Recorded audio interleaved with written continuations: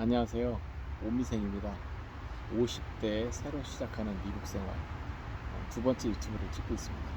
아직도 뭐 준비 안 된 상태로 즉흥적으로 집 앞에서 지금 찍고 있는데요. 뭐 오늘은 뭐 어디 외출 안 하고 토요일인데 오늘 날짜가 7월 30일 오후 7시 40분입니다. 오늘은요 제가 몇 편에 나눠서 좀 얘기하려고 그러는데 미국 건설 시장, 건설 산업의 문화와 제도에 대한 얘기를 좀 할까 해요. 뭐 그냥 제목만 들으면 좀 너무 무거워 보이는데 사실 그렇게 무거운 얘기는 아니고요. 편안한 주제로 말씀드리겠습니다.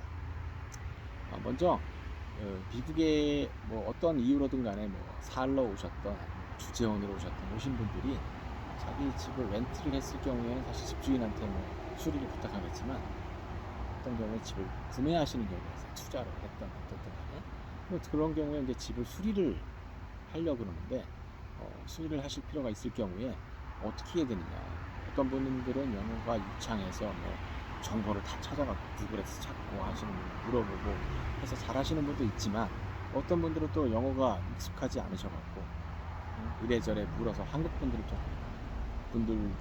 기술자를 찾아갖고 하시는데 그럴 때 뭐 주의해야 될 사항이나 또는 또 아픈 경험을 또 가지고 계신 분들도 있고 그렇게 원활하게 일 처리가 되지 않아갖고 말이죠.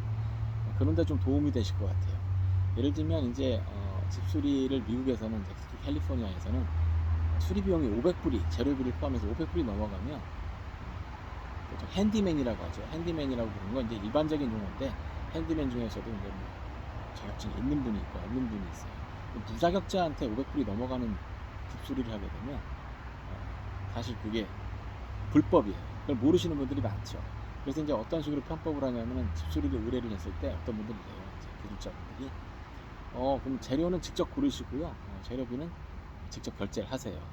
그리고 제가 다 대신에 어떤 재료를 선정하실지 도움을 드릴게요. 같이 가서.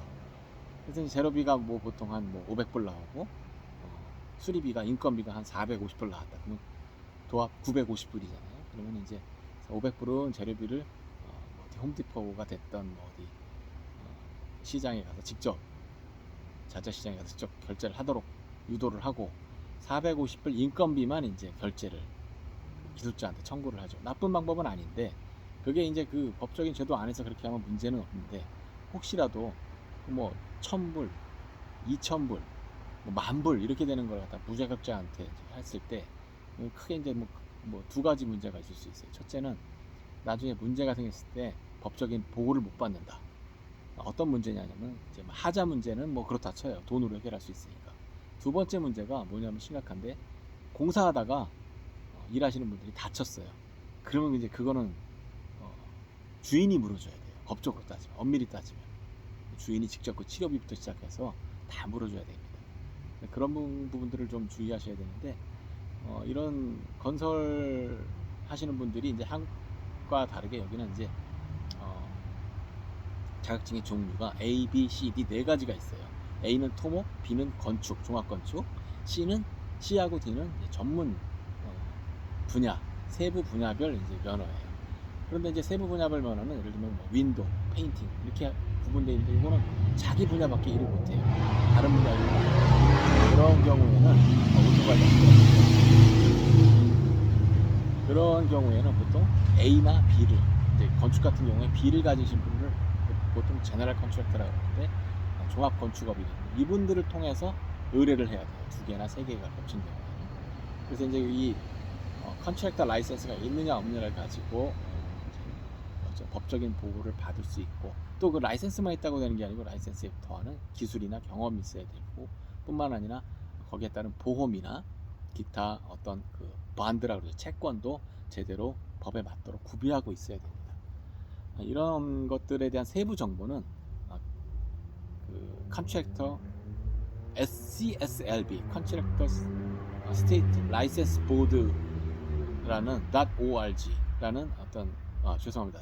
.orv라는 웹사이트에 들어가시면 자세한 정보가 나오는데 그거에 대한 세부 정보는 제가 여기 유튜브 아래에 주소에다 달아드릴게요.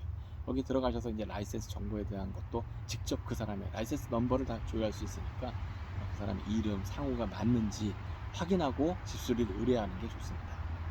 자, 오늘은 여기까지 하고 다음 시간에는 제가 이제 어떤 유자격자 또는 어떤 그 인력에 대한 부분, 입찰에 대한 부분, 이런 부분들도 한번 설명을 해드리겠습니다.